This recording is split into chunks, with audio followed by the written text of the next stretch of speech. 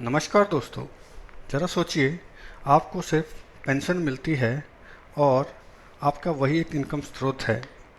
परंतु उस इनकम स्रोत को भी अगर कोई ठग यूपीआई के माध्यम से आपसे चोरी कर ले या अपने अकाउंट में ट्रांसफ़र कर ले तो आपको बहुत बुरा फील होगा। जी हाँ दोस्तों, मार्च 2025 ये एक रियल स्टोरी पे आधारित है। बिहार के रहने वाले मिस्टर रोहित कुमार, जो कि एक खुद डिसेबल हैं, विकलांग हैं, जिनको गवर्नमेंट डॉक्टर ने सर्टिफिकेट दे रखा है 75% डिसेबिलिटी का। उनको बिहार राज्य सरकार से कुछ पेंशन मिलती है 400-500 रुपये मंथली, जो उनके अकाउंट में आते हैं और उसको भी यूपीआई के माध्यम से ठग लिया जाता है। इसमें सबसे पहले एंट्री होती है जोमेटो की।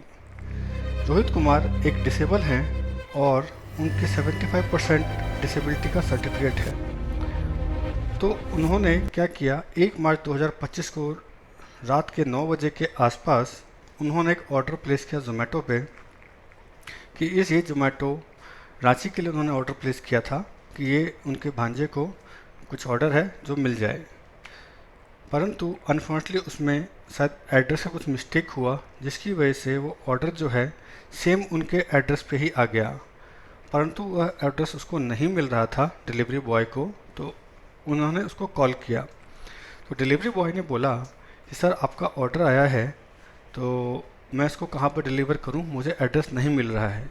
रोहित कुमार ने बोला कि ये ऑर्डर तो मैंने रांची झारखंड के लिए प्लेस किया था, तो आप वहीं पर डिलीवर कीजिए, मेरे पास क्यों फ़ोन कर रहे हैं। मैं बोला नहीं सर। डिलीवरी बॉय ने बोला सर ये ऑर्डर आपका यहीं का दिखा रहा है। तो बोला ये मेरे किसी काम का नहीं है, आप इस ऑर्डर को कैंसिल कर दीजिए और मुझे मेरा रिफ़ंड दे दीजिए। डिलीवरी बॉय ने बोला ठीक है सर, मैं इस ऑर्डर को कैंसिल कर देता हूँ और 1.5 से 2 घंटे में आपको रिफ़ंड मिल जाएगा। तो उन्होंने सोचा कि ठीक है, 1.5-2 घंटे वेट कर लेते हैं, पर तब तक रात के 10-11 बज चुके थे। तो उन्होंने सोचा कि रिफ़ंड आने में थोड़ा टाइम लगेगा, तो नेक्स्ट डे इसका रिफ़ंड मिल सकता है। जब नेक्स्ट डे पर उन्होंने अपना अकाउंट चेक किया तो उन्हें कोई रिफ़ंड नहीं मिला हुआ था। तो 2 मार्च 2025, याद रखिए दोस्तों, इसी डेट को उनके साथ फ्रॉड हुआ था। उन्होंने कस्टमर केयर को कॉल किया, उनका नंबर निकाला और कॉल किया। उन्होंने बोला कि सर मैंने एक ऑर्डर प्लेस किया था और वो कैंसिल करा दिया था, परंतु मुझे उसका अभी तक जो है रिफ़ंड मेरे अकाउंट में नहीं आया है। तभी उनका जो उसी टाइम पर उनका अकाउंट हैक किया जाता है। तो उन्होंने बोला कि ठीक है सर, आप अपना ऑर्डर नंबर बताइए, हम कस्टमर केयर से बात कर रहे हैं ज़ोमैटो के। तो उन्होंने बोला कि ठीक है, मैं आपको ऑर्डर नंबर देता हूँ। जैसे उसने ऑर्डर नंबर दिया तो बोला कि सर आपके अकाउंट में पेमेंट नहीं जा पा रही है, आप थोड़ा वेट कर लीजिए और कॉल पे रहिए। इतना कहकर उसने कॉल डिस्कनेक्ट कर दिया और फिर अगेन दूसरे नंबर से उसने कॉल किया। दूसरे नंबर से कॉल करने के बाद उसने बोला कि सर शायद नंबर डिस्कनेक्ट हो गया है, तो मैंने आपको दोबारा कॉल किया है, आपका ये ऑर्डर नंबर है, बताइए आपको क्या प्रॉब्लम है। इन्होंने बोला कि सर मेरा अभी तक रिफ़ंड नहीं आया है, तो उसी के लिए मुझे पूछना था। ठीक है, आप वेट कर लीजिए, हम चेक करते हैं। तो जब चेक कर रहे थे तो उन्होंने बोला कि सर रिफ़ंड हो रहा है, आप वेट कर लीजिए, रिफ़ंड हो रहा है। ऐसा करते करते उन्होंने 15-20 मिनट लगाया और बोला कि सर आपके यूपीआई में कुछ प्रॉब्लम है और पेमेंट नहीं जा रही है, तो मैं आपको कुछ सेटिंग बताता हूँ, आप ये सब सेटिंग करना शुरू कर दीजिए। तो उन्होंने जो जो सेटिंग बताई, इन्होंने सेटिंग करना शुरू कर दिया। कुछ सेटिंग मोबाइल में कराई और अनफॉर्चुनेटली क्या हुआ कि उनका मोबाइल हैक कर लिया गया और इसमें एक नंबर से नहीं 2 नंबर से कॉल की गई कुछ कुछ मिनटों के दौरान पे, और उनके अकाउंट से 9500 रुपये 9500 रुपीज़ उन्होंने अपने अकाउंट में ट्रांसफ़र कर लिए। याद कीजिए दोस्तों, 9500, उनके अकाउंट में कुल 9682 रुपये थे और उन्होंने 9500 रुपीज़ अपने अकाउंट में ट्रांसफ़र कर लिए और उसके बाद उसको उनको कोई रिफ़ंड भी नहीं मिला। तो 95,000 में से उन्होंने सिर्फ 1,186 रुपये छोड़ दिए, बाकी सारे अकाउंट में ट्रांसफ़र कर लिए। और ये घटना है 2 मार्च 2025 सुबह के 10:32 पे।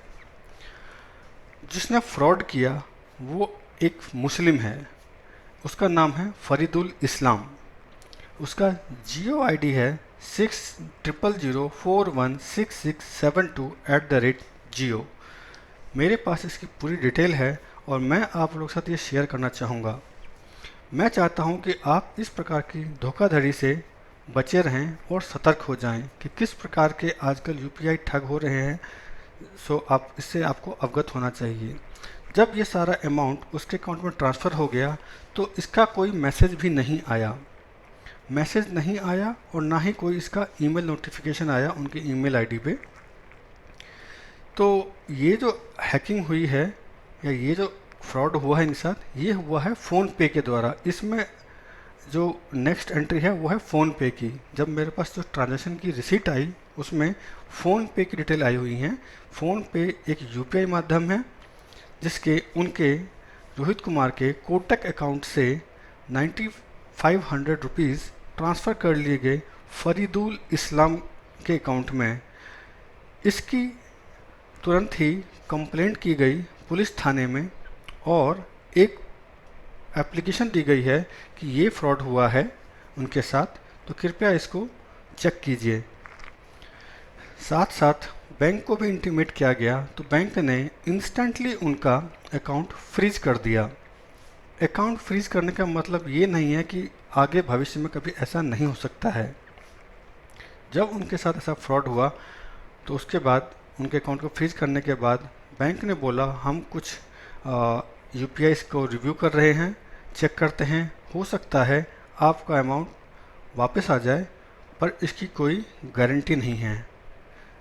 तो इसके बाद इसकी NPCI national payment corporation of India उसको भी एक कंप्लेंट की गई, बट वहाँ से अभी तक कोई रिस्पॉन्ड नहीं मिला है। और अगर आगे इसमें बात करते हैं तो किस प्रकार से फरीदुल इस्लाम ने 2 अलग अलग नंबर से कॉल करके अपने अकाउंट में यूपीआई के माध्यम से फ़ोन को हैक करके पेमेंट ट्रांसफ़र कर लिया है। तो दोस्तों, इस प्रकार के यूपीआई ठगों से आप सतर्क रहें और इस वीडियो को इतना ज़्यादा वायरल कीजिए कि ये सबको ये हो कि ताकि ये वीडियो सबके पास जाए और सब लोग सतर्क हो जाए और कैसे एक डिसेबल लोगों को ठगा जाता है। या मैं डिसेबल कहूँ कि ठगने वाले का कोई ये नहीं होता कि वो डिसेबल ठग रहा है या एक ठीक आदमी को ठग रहा है या किसी महिला को, पुरुष को, उनका कोई इनसे लेन देन नहीं है, बट उनके लिए सिर्फ ठगी करना है। जितना ज़्यादा डिजिटल को बढ़ावा दिया गया है, जितना ही ये फैसिलिटी आपको मिली है, उतना ही इसका साइड इफ़ेक्ट भी है। अगर आप थोड़े भी समझदार हैं, थोड़े से डिजिटेशन को समझते हैं, डिजिटल में विश्वास रखते हैं और सतर्क रहते हैं, तो आपके साथ कम चांसेस होते हैं फ्रॉड होने के। बट जहाँ कि हमारे इंडियन में काफ़ी परसेंटेज आज की डेट में भी लोग मैं कहना चाहूँगा कि शिक्षा से अवगत नहीं है प्रॉपरली, तो डिजिटल पेमेंट से उनके साथ बेचारे गरीब लोगों के साथ इस प्रकार की ठगी की जा रही है और ये रेगुलर बेसिस पे होती है। इसमें सेंट्रल गवर्नमेंट ऑफ इंडिया को भी एक्शन और राज्य सरकारों को भी एक्शन लेना चाहिए। जब एक फ्रॉड खुलेआम फ्रॉड करता है, उसका यूपीआई आईडी आता है, जिस अकाउंट में ट्रांसफ़र होता है, क्यों नहीं सरकार ऐसे लोगों को, क्यों नहीं पुलिस, क्यों नहीं साइबर सेल इस प्रकार के लोगों का अकाउंट फ्रीज करके उनको अरेस्ट करके परमानेंटली जेल में डाल देती है।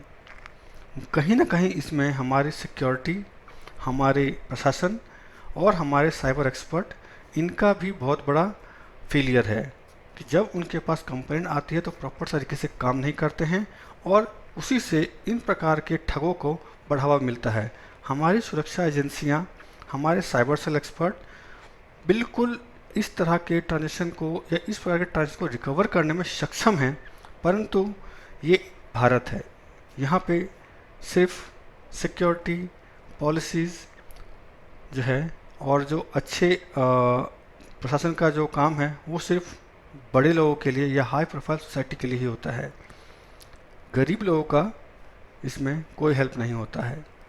तो दोस्तों, आपसे अनुरोध है कि आप सचेत हो जाएं, सतर्क रहें।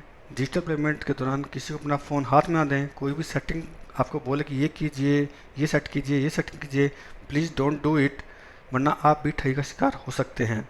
ये तो एक स्टोरी थी डिसेबल बंदे की, जिनको भी उन्होंने नहीं छोड़ा।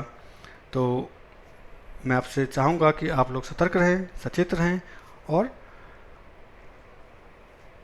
निश्चिंत होकर अपना काम करते रहें। सो थैंक यू और थैंक्स फॉर वॉचिंग। बाय।